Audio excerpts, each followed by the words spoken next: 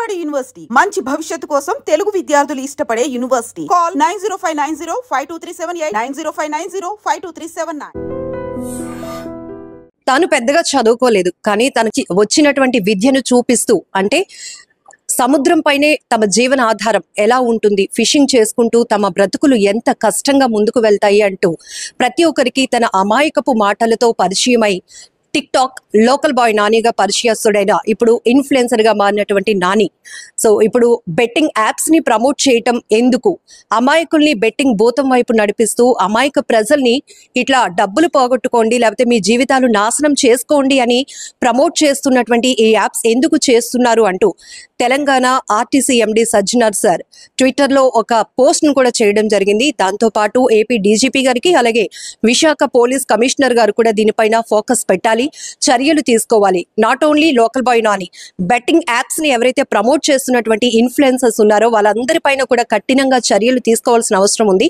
ఎందుకంటే betting apps ని promote చేయటం వల్ల వీళ్ళు డబ్బులు సంపాదిస్తున్నారు ఈజీగా, కానీ వాటిని ఫాలో అవుతూ ఎంతో మంది అమాయకంగా అందులో డబ్బులు పెట్టి పోగొట్టుకొని ఆఖరికి ఆత్మహత్యలు చేసుకుంటున్నటువంటి సందర్భాలను కూడా మనం చూస్తున్నాం.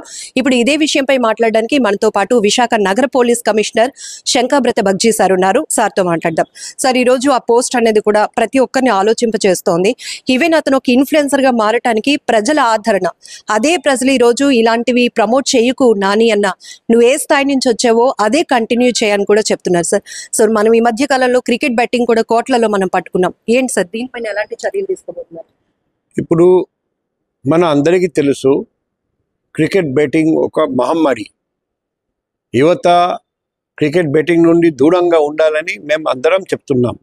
క్రికెట్ బెట్టింగ్ వలన ఎంతోమంది మోసపోయారండి, ఆత్మహత్య చేశారు, అటువంటి సందర్భాలు కూడా ఉన్నాయి. అటువంటి పరిస్థితుల్లో అంత తెలిసినా కూడా సొంత స్వార్థం కోసం, సొంత లాభం కోసం ఇటువంటి బెట్టింగ్ యాప్ని ప్రమోట్ చేయడం చాలా దురదృష్టకరం. ఇటువంటి పని మేము అప్రిషియేట్ చేయడం లేదు, యాక్సెప్ట్ చేయడం లేదు, ఒప్పుకోవడం లేదు. అందరికీ రిక్వెస్ట్ చేస్తున్నాం, ఇటువంటి యాప్ని ప్రమోట్ చేయకండి. ఎందుకంటే ఈరోజు ఇన్ఫ్లుయెన్సర్ని చూసి చాలామంది అదే పని చేస్తున్నారండి.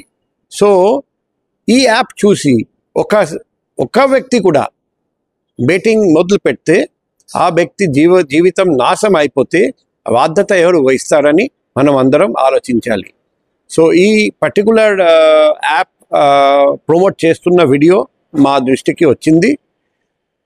మేము ఖచ్చితంగా ఫోకస్ చేస్తున్నాం.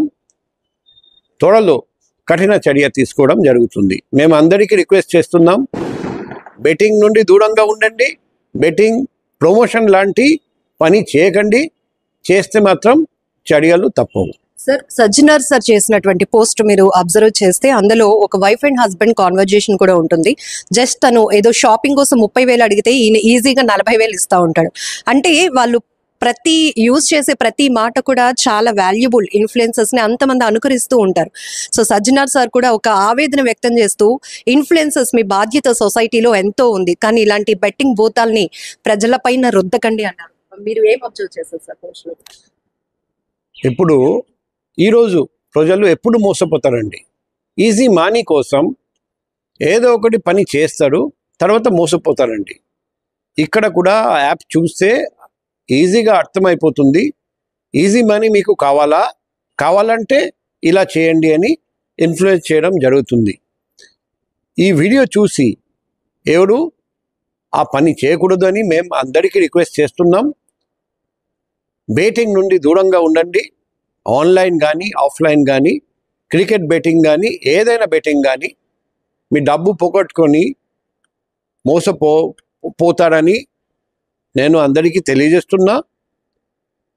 మీ దగ్గర బెట్టింగ్ గురించి ఏదైనా ఇన్ఫర్మేషన్ ఉంటే కూడా మా పర్సనల్ కాంటాక్ట్ నంబర్ 7950955799 సంప్రదించండి, కాల్ చేయండి, వాట్సాప్ మెసేజ్ పెట్టండి, వాట్సాప్ కాల్ చేయండి. బెట్టింగ్ మహమ్మారిని నిర్మూలించడానికి రండి, మనం అందరం కలిసికట్టుగా పనిచేద్దాం. సజ్జనార్ సార్ మీ ఫోకస్ కి తీసుకొచ్చిన ఈ పర్టికులర్ ఇన్ఫ్లుయెన్సర్ పైన ఏమైనా యాక్షన్ తీసుకునే అవకాశం ఉందా? ఈరోజు మా దృష్టికి వచ్చింది. ఎటువంటి యాక్షన్ జరుగుతుంది మీరందరూ కొన్ని రోజుల్లో చూస్తారండి. సో మనం చూడొచ్చు లోకల్ బాయ్ నాని అనేటప్పటికీ హార్బర్ అంటే అక్కడ ఒక పెద్ద ప్రపంచమే. ప్రతి మత్స్యకారుడు తన వెదలు ఎలా ఉంటాయి, తన వెతలు ఎంత కష్టపడుతూ ఉంటారు. ఈవెన్ చదువు రానటువంటి వాళ్ళు కొన్ని రోజుల పాటు సముద్రం పైన ఎలా ఉండి తమ కష్టాన్ని చూపిస్తూ తను ఒక ఇన్ఫ్లుయెన్సర్ గా మారాడు. అప్పట్లో టిక్ టాక్ యాప్ అనేది ఎంత ఫేమస్ అయిందో తెలుసు. అదే సమయంలో తను టిక్ టాక్ లో వీడియోలు చేస్తూ లోకల్ బాయ్ నానిగా, టిక్ టాక్ నానిగా అందరికీ పరిచయస్తుడైనటువంటి నాని ఒక సందర్భంలో బెట్టింగ్ యాప్ ని ప్రమోట్ చేస్తూ, అంటే తన వైఫ్ తను కూడా ఒక కాన్వర్జేషన్ నడుస్తుంది. ఆ వైఫ్ అంటే లోకల్ బాయ్ నాని వాళ్ళ వైఫ్ వచ్చి జస్ట్ నాకు మార్కెట్ చేయాలి, షాపింగ్ చేయాలి, ఒక 30,000 ఉంటే ఇవ్వండి, 30,000 కావాలి అంటే ఈజీగా తను, అంటే ఇక్కడ మనం క్రెడిబిలిటీ కూడా అవసరం. ఇన్ఫ్లుయెన్సర్స్ అనేటప్పటికీ వాళ్ళు అలా ఇన్ఫ్లుయెన్సర్స్ గా, ఒక బ్రాండ్ గా, ఒక యూట్యూబ్ స్టార్స్ గా ఎలా ఎదిగారు? ప్రజల సహకారం లేకుండానే ఎదిగారా? ఒకసారి మనం ఆలోచించాల్సిన అవసరం కూడా ఉంది. ఒకప్పుడు తన అమాయకపు మాటలతో తనకు వచ్చినటువంటి వృత్తి, తన కష్టాన్ని మాత్రమే చూపిస్తూ డబ్బు సంపాదించాలంటే ఇంత కష్టపడుతున్నాం మేము అంటూ తను మాటలు కానీ, లేకపోతే మనకు తెలియలేనటువంటి ఆ ఫిషింగ్ కి సంబంధించిన ఒక నాలెడ్జ్ మనందరికీ షేర్ చేస్తూ, ఈవెన్ కొన్ని రోజుల పాటు మేము బోటింగ్ కి, ఫిషింగ్ కి వెళ్ళినప్పుడు ఫుడ్ కూడా సరిగా ఉండదు, మేము పట్టుకెళ్ళిన వాటితోనే అడ్జస్ట్ అవుతాము. అలాగే కొన్ని సందర్భాల్లో ప్రకృతి వైపరీత్యాలు ఉన్నప్పుడు మేము ఎలాంటి కష్టాలు పడతాము, ఇవన్నీ చూపిస్తూ ఒక తెలియలేని ప్రపంచాన్ని ప్రజల ముందు ఆవిష్కరించినటువంటి నాని ఒక ఇన్ఫ్లుయెన్సర్ గా మారారు. అలాంటి ఇన్ఫ్లుయెన్సర్స్ నాని అనే కాదు, చాలా మంది ఈరోజు బెట్టింగ్ యాప్స్ ని ఈజీగా ప్రమోట్ చేసుకుంటూ వాళ్ళు ఈజీగా డబ్బు సంపాదిస్తున్నారేమో కానీ వాళ్ళని అనుసరిస్తున్న వాళ్ళ పరిస్థితి ఏంటి?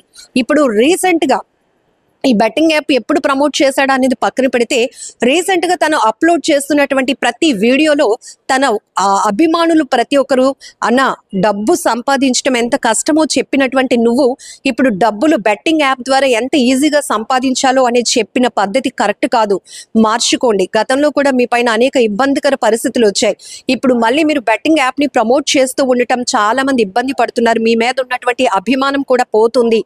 కాబట్టి అలాంటి వాటికి ప్రోత్సహించొద్దు, బెట్టింగ్ యాప్ ని ప్రమోట్ చేయొద్దు నాని అన్న అంటూ కూడా చాలా మంది కామెంట్స్ పెడుతున్నారు.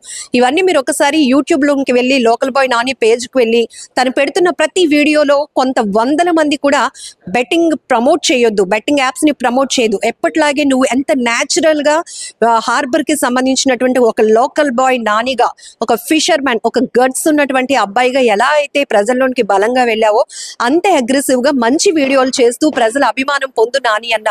కానీ నువ్వు బెట్టింగ్ యాప్స్ ని మాత్రం ప్రమోట్ చేయకు అంటూ చాలా మంది కామెంట్స్ చేస్తున్నారు.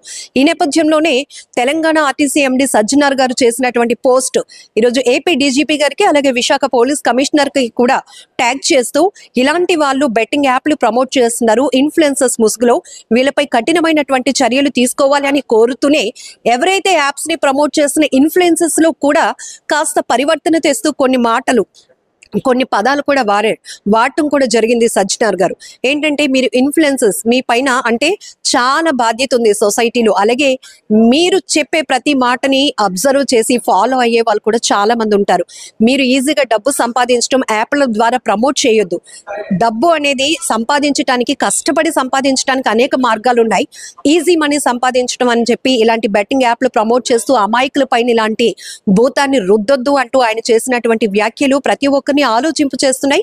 ఇప్పుడు ఆ దిశగానే విశాఖ సిపి చెప్పినట్టుగా ఇలాంటి బెట్టింగ్ యాప్స్ కి ప్రమోట్ చేస్తున్న వాళ్ళని ఎవరినైనా కూడా వదిలిపెట్టము, వాళ్ళపై యాక్షన్ తప్పనిసరిగా ఉంటుందని కూడా చెప్తున్నారు. కెమెరా పర్సన్ శేఖర్ తో లక్ష్మి, ఐ డ్రీమ్ వైజాగ్.